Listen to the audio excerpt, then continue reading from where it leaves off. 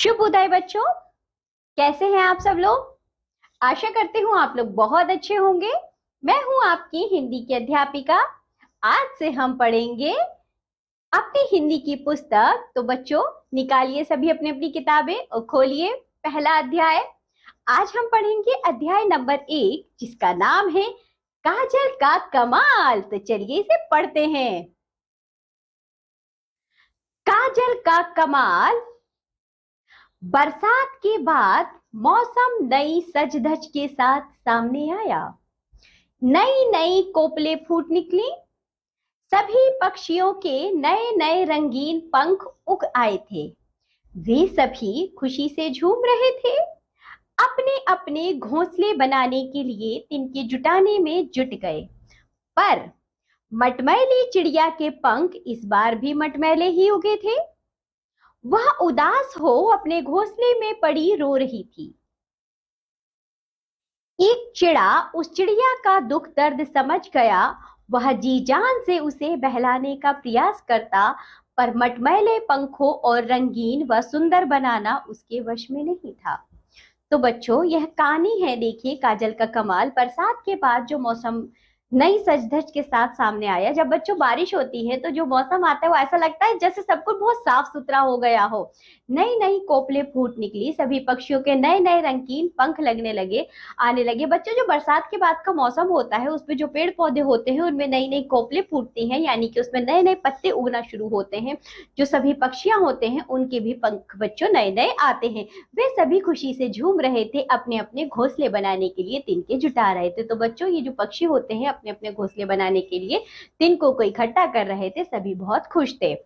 पर मटमैले चिड़िया के पंख इस बार भी मटमैले ही उगे थे। तो बच्चों, उस चिड़िया का नाम ही है मटमैली, तो उसके पंख बच्चों जो निकले थे वह भी मटमैले रंग के ही निकले थे। इस बात से वह चिड़िया बहुत उदास थी, अपने घोंसले में पड़ी रो रही थी। एक चिड़ा उस चिड़िया का दुख दर्द समझ गया। एक चिड़ा आया, वह जान गया कि इस चिड़िया को क्या दुख है। वह जी जान से उसे बहलाने का प्रयास करता। कभी कभी बच्चों उसको खूब बहलाता था ताकि ये उदास ना हो, रोए नहीं और खुश हो जाए। पर मटमैले पंखों को रंगीन व सुंदर बनाना उसके वश में नहीं था। उस चिड़ा के वश में भी नहीं था बच्चों कि वह उस चिड़िया के पंखों को, जो कि मटमैले हैं, उन्हें वे रंगीन बना देता। आगे देखिए।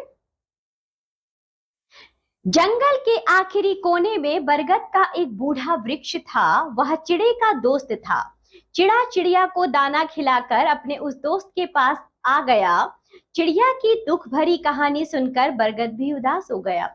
तो बच्चों, जंगल में एक जो बूढ़ा वृक्ष था बरगद, उस चिड़ा का वह दोस्त था। चिड़ा ने चिड़िया को दाना खिलाया और वह अपने दोस्त के पास गया। उसने वह कहानी, सारी कहानी बताई कि चिड़िया बहुत उदास है मटमैले पंखों वाली। तो बच्चों, वह बूढ़ा बरगद भी उदास हो गया। उसने सहानुभूति से भरकर चिड़े से कहा,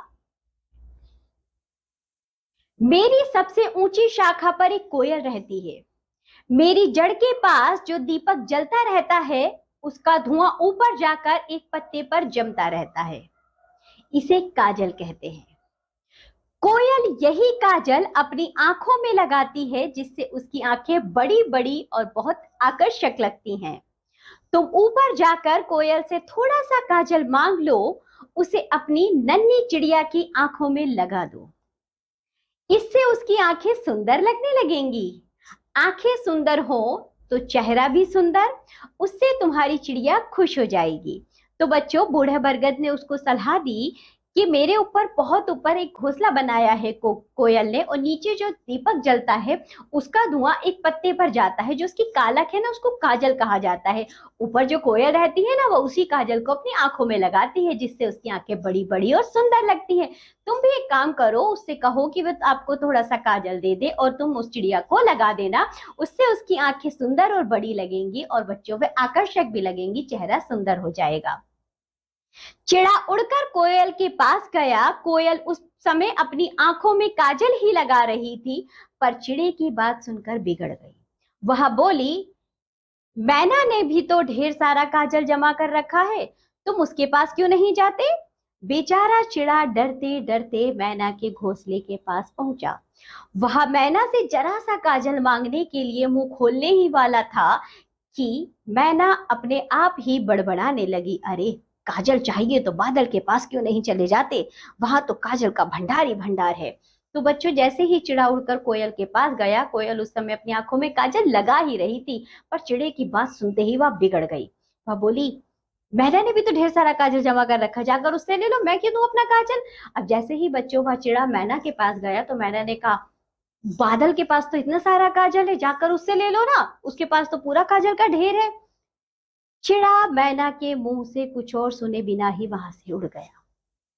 यद्यपि वह एक छोटा सा कमजोर परों वाला पक्षी था, फिर भी उड़ता रहा, आखिर वह बादल के पास पहुंच ही गया। उसकी दयनीय दशा देखकर बादल को उस पर तरस आया। बादल ने उसका सिर सहलाया और बड़े प्यार से बोला, मैं तुम्हें काजल जरूर दूंगा, पर क्या तुम मेरा एक काम कर दोगे। तो बच्चों वह जो चिड़ा था, छोटे से पंखों वाला था, उसको बहुत ऊंचा वह नहीं उड़ सकता था, लेकिन बच्चों फिर भी उसने कोशिश की। वह उड़ता उड़ता बादल के पास गया।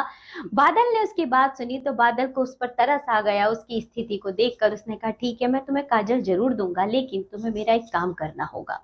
आगे देखो, चिड़े के हाँ कहने पर बादल ने कहा, अब मैं बूढ़ा हो गया हूँ, नीचे भूमि पर जो गहरा समुद्र है, बारिश लाने के लिए मुझे वहां से पानी खींचना पड़ता है, मुझसे अब पानी खींचा नहीं जा रहा है। तुम अगर मैं आपके लिए पानी ला दूंगा। चिड़े ने जल्दी से पूछा। वो बादल के लिए पानी लाने के लिए वहां उड़ा चला। तो बच्चों जैसे ही बादल ने कहा, मैं बहुत बूढ़ा हो गया हूँ, मुझसे अब चला नहीं जाता, मुझे वहां समुद्र से पानी लाना है, तभी मैं बारिश कर पाऊंगा, क्या तुम मेरे लिए ये काम कर दोगे। चिड़े ने जैसे ही ये बात सुनी उसने कहा, ठीक है, मैं ला दूंगा पानी। मैं पानी लेने के लिए चला गया।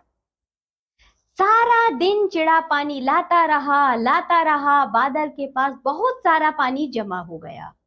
फिर बादल ने उससे पूछा, काजल के लिए डिबिया लाए हो। चिड़ा बोला, डिबिया तो नहीं लाया दादा, आप इसे मेरी चोंच में ही दे दो।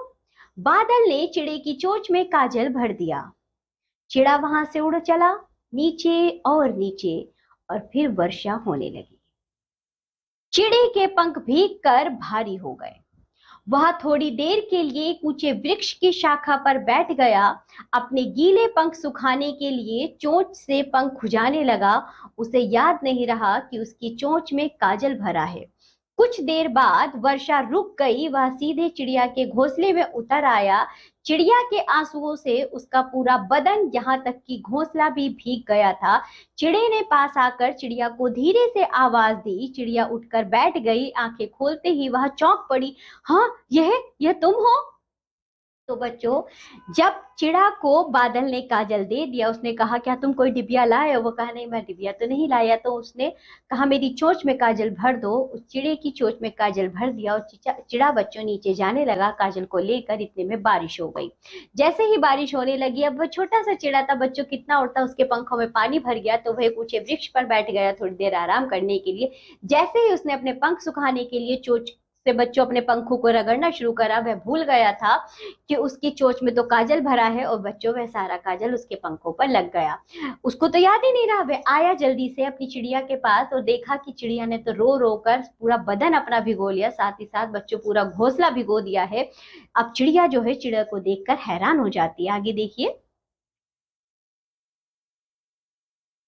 भोर के उजाले में जब सारे पक्षी झील के किनारे आए तो देखा दो बेहद सुंदर सतरंगी पक्षी खुशी से झूमते दाना दुनका चुग रहे हैं।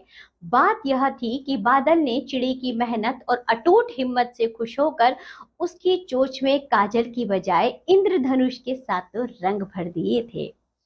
तो बच्चों वो चिड़ा कितनी मेहनत कर रहा था चिड़िया के पंखों को रंग बिरंगी बनाने के लिए। उसके वश में जो जो था वह करता था। इतना छोटा सा चिड़ा, समझो बच्चों बादल के लिए कितनी बार वे समुद्र से पानी लेकर आया होगा। उसने इतनी मेहनत की तो बादल ने खुश होकर काजल के स्थान पर बच्चों उसकी चोंच में सतरंगी रंग भर दिए थे। जब चिड़े ने अपनी चोंच से अपने पंखों को सुखाने के लिए लगाया तो बच्चों काजल नहीं, वह सतरंगी रंग था। इसी के साथ साथ बच्चों जब बच्चों पक्षी झील के किनारे दो पक्षियों को, बहुत सुंदर पक्षी, वह चिड़ा और चिड़िया थे दोनों, उन दोनों को देखा, वो इतने सुंदर थे तो बादल ने बच्चों उनका प्रसाद दिया था। इस कहानी से हमें शिक्षा क्या मिलती, यही कि हमें हमारी मेहनत का फल अवश्य मिलता है। तो चलिए बच्चों, आज से आप लोग भी मेहनत करिए, बिना फल की इच्छा किए, आपको अपनी मेहनत का फल अवश्य मिलेगा। अब हम मिलेंगे आपसे अगली कक्षा में, तब तक के लिए बाय बच्चों।